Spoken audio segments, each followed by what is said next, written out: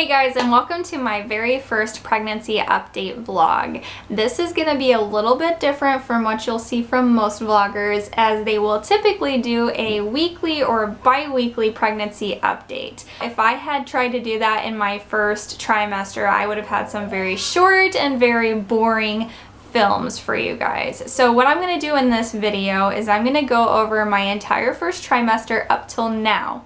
So I am currently 13 weeks. I am now in my second trimester, so I'm going to start filming weekly or bi-weekly videos as things get more exciting and I have more to share with you guys. So I'm going to go ahead and get started with the first trimester, and then I'll end with last week's updates in week 12. So we decided to go ahead and start trying to conceive in February. That was our son Kyle's first birthday month, so we were ready to go ahead and start trying for baby number 2. We both knew that we wanted Kyle to have a sibling kind of close in age, so we just went ahead and kind of randomly went for it. Our first conversation had kind of been that we would start trying more in June, July, or August. And we just happened to decide randomly in February to go ahead and see what happened. So we were blessed. We were able to conceive in February. I started taking pregnancy tests as soon as 8 days past ovulation, and I do have a video of my at-home pregnancy test line progression, so I will link that here if you're interested in watching it. I did not get a pregnancy test positive until 10 DPO, and it was actually a very faint line, but I could still see it. And once I got to 11 DPO, the lines got stronger and stronger, and I continued to test until I was 14 days past ovulation. Once I got to 14 days, I decided that it was time to call the doctor and make an appointment, and so they scheduled me for an ultrasound on April 1st at 8 weeks. So a few days after ovulation, I started to experience a little bit of bloating, and that went on for probably about a week. And then at 7 DPO, I did notice that I started getting a little bit of a pinching feeling in my lower abdomen. That never happens to me. That's never been like a period symptom or anything like that, and so that was a very stark indication for me that something was a little bit different, even though I was not nearly ready to be having positive pregnancy tests. So the pinching feeling actually went on and off for several weeks, and that just eventually died down, and then it just turned into random uterine discomfort, if I stood up too quickly, or if I had been laying on my stomach for too long in the night, things like that. So those were the early symptoms that I had. I didn't really have any breast tenderness that early. I wasn't that far from weaning Kyle off of nursing, and so I think that a lot of my lack of not having breast tenderness could be from the fact that I had just gotten done nursing, but I'm not sure if there's any correlation there. So at 4 weeks, I did start to experience some nausea. It wasn't intense, but once I reached about 7 weeks pregnant, it just hit me full on. It was terrible. I couldn't stomach the thought of cooking food. The only thing that I could really stand to think about eating was like fresh fruit, fresh vegetables. So I didn't cook a lot of meals, and that was pretty unfortunate for my husband. I felt bad that I couldn't cook meals, and he did cook a little bit here and there, but I just couldn't handle it. It was pretty bad, which was different for me because I had absolutely no nausea with our son Kyle at all. So at 8 weeks, I did go to my very first doctor appointment, and it was a quick ultrasound. It was like a 5-minute appointment just to check the viability of the pregnancy and to see the heartbeat, which, if I remember correctly, was probably around 164, 165 beats per minute. It was a really good, healthy heartbeat. The ultrasound tech was very happy with what she saw, and so she didn't spend a lot of time looking.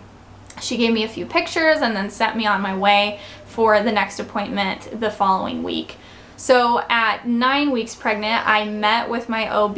We did a full physical and they tried to listen for the heartbeat with the Doppler. Unfortunately, they did not get to hear the heartbeat with the Doppler, which didn't concern me because just a week later we had seen a really strong heartbeat. So they said, you know, we'll wait until our next appointment and then we'll for sure be able to hear it. So I went on my way and I didn't think much more about not having heard the heartbeat with just the Doppler. Then on Sunday at week 10, I went to the bathroom in the morning and I found an alarming amount of brown blood on my underwear. It was on the toilet paper. There were clots in the toilet.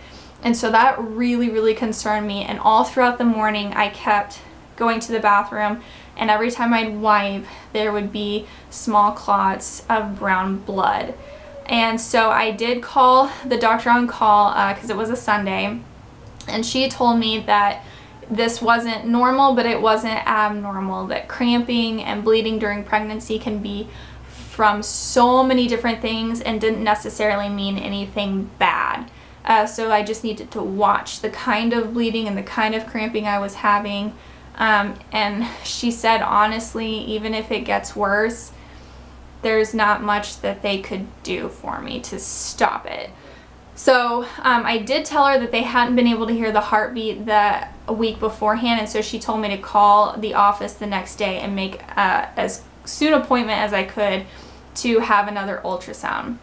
So the very next day, on Monday during week 10, my husband and I went in for an emergency ultrasound, and the tech saw the baby very quickly. The baby had definitely grown from the week beforehand.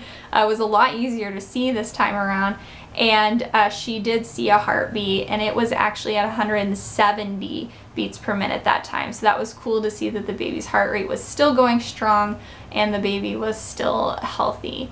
So that boosted our confidence, and I haven't had any sort of bleeding since then. I have had some sciatic pain. My hips are very loose. At least that's how it feels to me. I doubt that they're like out of place, but I can tell that my hips are a lot more loose than they were before I was pregnant. And the sciatic pain is pretty intense. So week 12 last week, I started to really feel the baby move a lot, which was very cool to me that I would be feeling this baby move this early. I actually felt our son Kyle move for the first time when I was pregnant with him at 14 weeks. So that was very shocking to me because I was expecting to feel him later on closer to 20 weeks. This baby, I've been able to feel as early as 12 weeks. So that was really cool. I feel the baby move mostly when I'm being still and quiet, but I've actually been able to feel the baby move whenever I've been standing or moving around. So that's really exciting.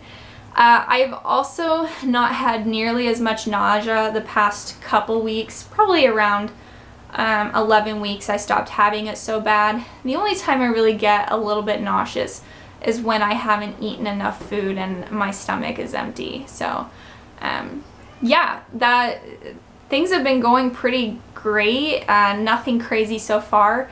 I am taking a low-dose aspirin every day because I had preeclampsia with our son at 39 weeks. I was induced for that, and so this doctor that I'm seeing this time around has advised me to take a low-dose aspirin every single day. So we're doing that to hopefully try to prevent preeclampsia